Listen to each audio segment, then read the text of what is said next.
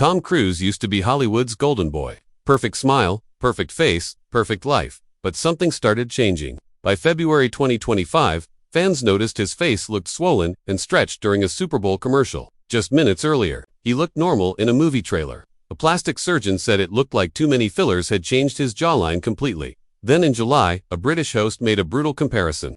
He said Tom's face now looked like Play-Doh. Now the question is, what happened to the man millions fell in love with? Tom Cruise was born on July 3, 1962, in Syracuse, New York. But from the very beginning, his life was filled with fear and constant change.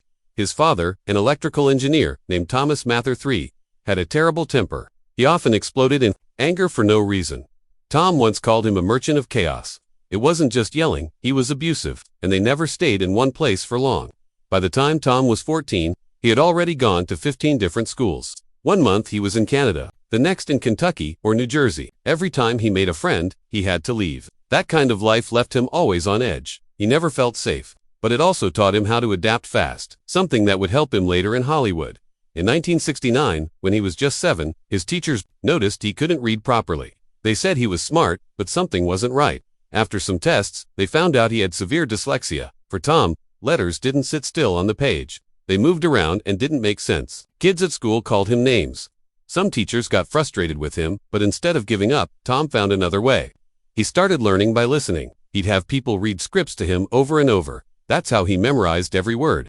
Not just his lines, but everyone else's, too. What started as a painful struggle ended up becoming one of his greatest strengths. In 1974, when Tom was 12, his mother, Mary Lee, finally made a brave choice. She left her abusive husband. She packed up the kids and walked away with almost nothing. Suddenly, she was a single mother, raising 4 children with no money and no job skills. She worked non-stop waitressing, cleaning houses, doing anything she could. Sometimes she worked 16 hours a day. They moved from place to place, always chasing cheaper rent. Watching his mother struggle, Tom knew he had to help. He mowed lawns, delivered newspapers, anything for a few dollars. Every cent went to his mom. That time taught him the value of hard work and how badly he wanted control over his own future. In 1976, when he was 14, something surprising happened. Tom told his family he wanted to become a priest. He enrolled in a Catholic seminary in Ohio and followed the strict schedule: early morning prayers, Latin classes, religious rituals. Teachers saw him as serious and devoted, but it didn't last. One night, Tom and some other boys broke into the wine cellar and drank the communion wine. They got caught, and Tom was expelled. He later said the experience made him realize he wasn't meant for that life. He wasn't meant to follow rules. He was meant to perform. In 1978, Tom's life started to settle. His mother married Jack South, a paint salesman who treated Tom kindly. They moved to Glen Ridge, New Jersey. For the first time, Tom had a stable home, a stable school, and someone who supported him. He joined the wrestling team, but a knee injury ended that dream. One day, his drama teacher asked him to try out for the school play. Tom got the lead role in Guys and Dolls.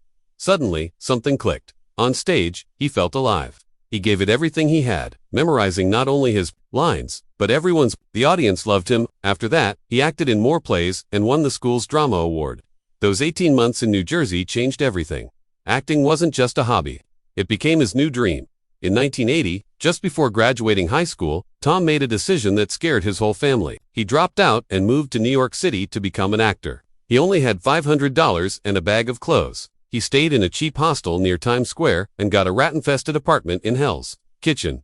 Rent was $230 and he worked as a busboy to survive. He ate dollar pizza and instant noodles, losing 20 pounds in the first 3 months. He auditioned for a soap opera but got rejected for being too intense. That comment hit him hard. He changed his name from Thomas Mather to Tom Cruise, hoping it would sound stronger and more memorable. Then in 1981, he got his first film role. It was just a few seconds in a movie called Endless Love. He set a fire in one scene, got paid $500, and that was it. But something about his energy stood out. People noticed him. The fire he lit in that scene wasn't just on screen. It was the beginning of something huge. In 1983, he auditioned for The Outsiders. He was trying out for the role of sewed-up Pop, but during the audition, he stopped and said, "This isn't working for me." Everyone was shocked, including Rob Lowe. But that moment showed how aware Tom was of his own limits. Instead of forcing it, he took a smaller role. And that small role helped him stand out even more. That same year, Risky Business came out. Made on a small budget of $6.2 million, it earned over $63 million. The famous underwear dance turned him into a star. Critics loved it, and Tom got his first Golden Globe nomination. That same year, he did All the Right Moves. Filmed in freezing Pennsylvania, the harsh weather pushed him to his limits. But he didn't complain. He gave everything to the role, showing that he was willing to suffer for authenticity. That mindset would later make him famous for doing his own stunts. In 1985, he took a role in Legend, directed by Ridley Scott. The makeup process was intense. Though Tom didn't wear heavy prosthetics, he worked closely with a crew handling the largest makeup operation of its time. His co-star, Tim Curry, once ripped off his own prosthetics in frustration, injuring himself. This taught Tom how demanding big productions could be, and he was ready for it. Then came The Color of Money in 1986, where Tom worked alongside Paul Newman and under director Martin Scorsese. Tom played a young pool hustler and trained hard to make it look real. Newman won an Oscar, but Cruise proved he could hold his own. Next to Legends. That same year, Top Gun exploded. Tom flew in real F-14 jets, reaching speeds of 800 mph. He experienced blackouts from the G-forces. He completed over 40 hours of flight time, and the Navy even changed its rules for him. The film made $356 million and turned Tom Cruise into a worldwide name. He became the highest-paid actor under 25, earning $2 million per film. In 1988, he starred in Cocktail, which made $171 million. Tom learned real bartending tricks, practiced for months, and broke 47 bottles in training. The same year, Rain Man came out. Tom improvised a key scene after finding out his real father had abandoned him at 12. Dustin Hoffman was amazed by his acting, and the film won 4 Oscars. Tom agreed to a deal that gave him a share of the profits. He ended up making $15 million. In 1989, Tom pushed himself further and born on the 4th of July. He lived in a wheelchair for months, lost 35 pounds, and met with dozens of Vietnam veterans to understand their pain. He even cut his hand during filming and kept acting with real blood showing. He gave $3 million of his salary to veteran groups. That same year, he opened his own production company with Paula Wagner. He invested $2 million and began producing Days of Thunder. He rewrote scripts, chose actors, and pushed for practical effects, even spending millions to film real NASCAR crashes. In just 1 year, his company secured $50 million in deals with studios. But Born on the 4th of July also brought backlash. Many veterans protested the film, upset that Cruise had never served. Some even threw objects at the set. Cruise received death threats. The tension was high, but he stayed committed. The film made $161 million and shifted how people saw Vietnam veterans. Cruise later created a scholarship fund worth $500,000 for disabled veterans. Tom Cruise didn't just pretend to be a race car driver in Days of Thunder. He actually became one. During filming in 1990, he trained with real NASCAR drivers, got behind the wheel himself, and raced at over 180 miles per hour. In one scene, he had cue cards taped to the windshield so he could remember his lines. And he crashed the car because of it. He pushed himself to learn how to drive 700 horsepower stock cars on famous tracks like Daytona and Charlotte. That same year, he met Nicole Kidman on set. She played a doctor in the film. They fell in love while filming and got married on Christmas Eve in 1990, just months after they finished shooting. In A Few Good Men, 2 years later, Cruise took on the role of a military lawyer. That courtroom scene where Jack Nicholson shouts, "You can't handle the truth," wasn't easy to capture. The director filmed it 95 times. Cruise had to keep repeating the same intense questions again and again, like, "Did you order the code red?" until it all felt real. The film was a huge success, earning over $236 million. That one scene became legendary. When Interview with the Vampora came out in 1994, people were shocked that Cruise was playing Lestat. The author of the book hated the idea at first and even said he could never be her Lestat, but Cruise didn't hold back. He worked for months to move like a predator and even bit into live rats during filming. They also used mechanical rats with hidden tubes to make it look real. The whole movie was shot mostly at night, and Cruise wore heavy makeup and costumes for long hours. In the end, the author changed her mind and said, Cruise gave a powerful and brave performance. In 1996, Cruise changed action movies forever with Mission Impossible. He refused to fake the stunts. One of the wildest scenes had him hanging from the side of a train, speeding through the Channel Tunnel at 70 meters an hour. He was actually there. No double, no tricks. He also dangled from wires for the famous vault scene and did it all in a single take that lasted over 6 minutes. The movie cost $80 million, but most of that went into the real stunts, not digital effects. That same year, he showed a different side in Jerry Maguire. He won a Golden Globe for Best Actor in early 1997. The famous line, "Show me the money," wasn't even in the script like that.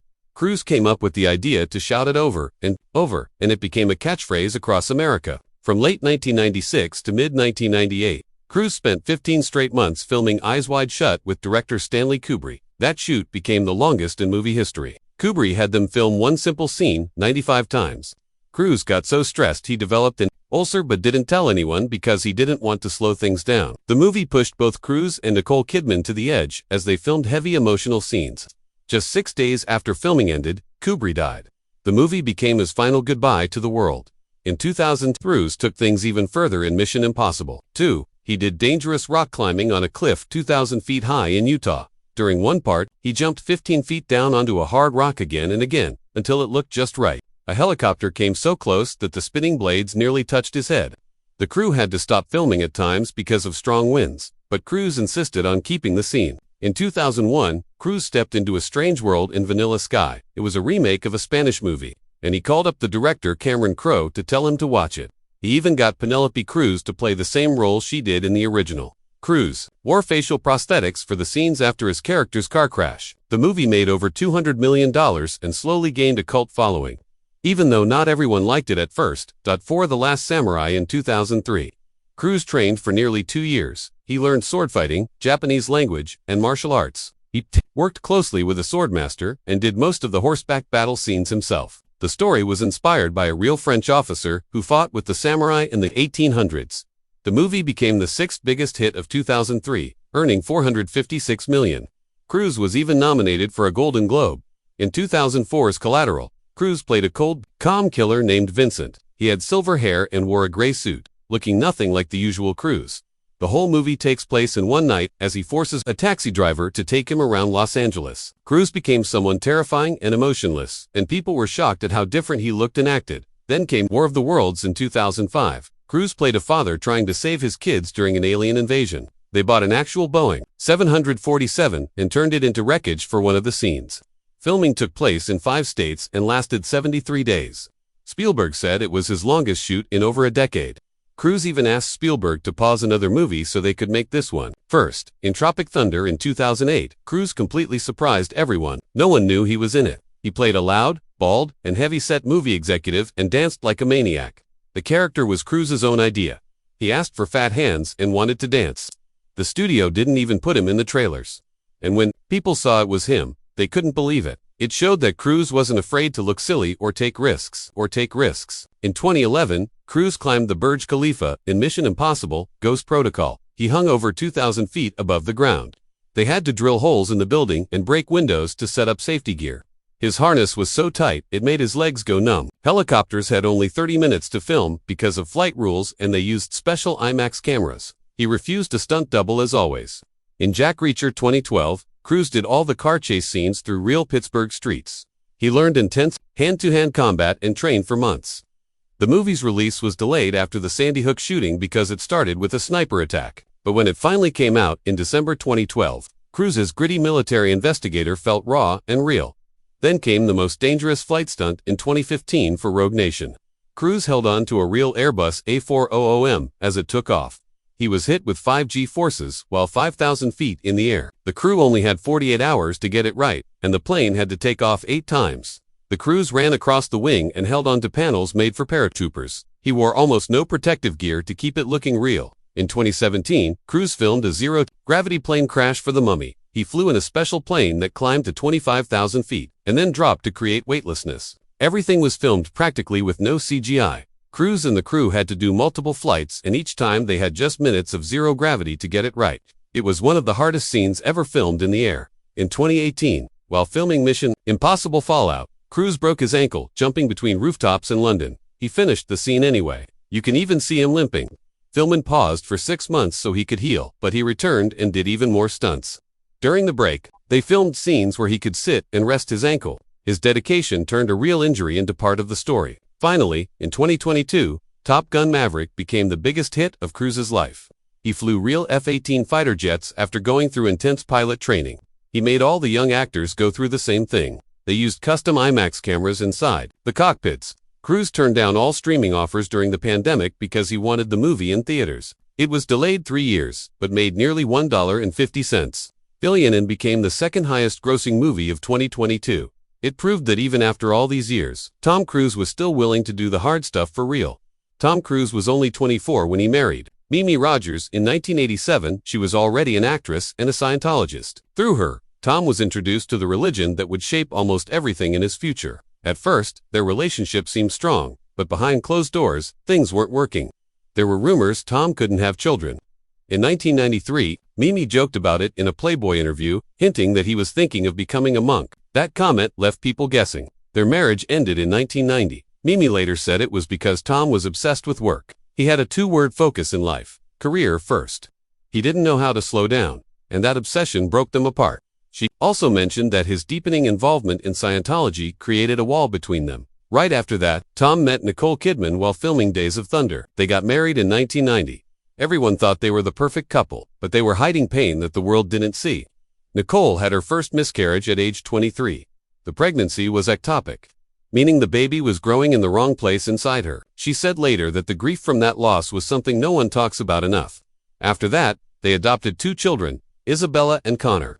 But in March 2001, right after Tom filed for divorce, Nicole had a second miscarriage. She was 3 months pregnant. It was a private heartbreak happening at the same time as a public breakup. The loss, the divorce, and the silence around it all made it even heavier.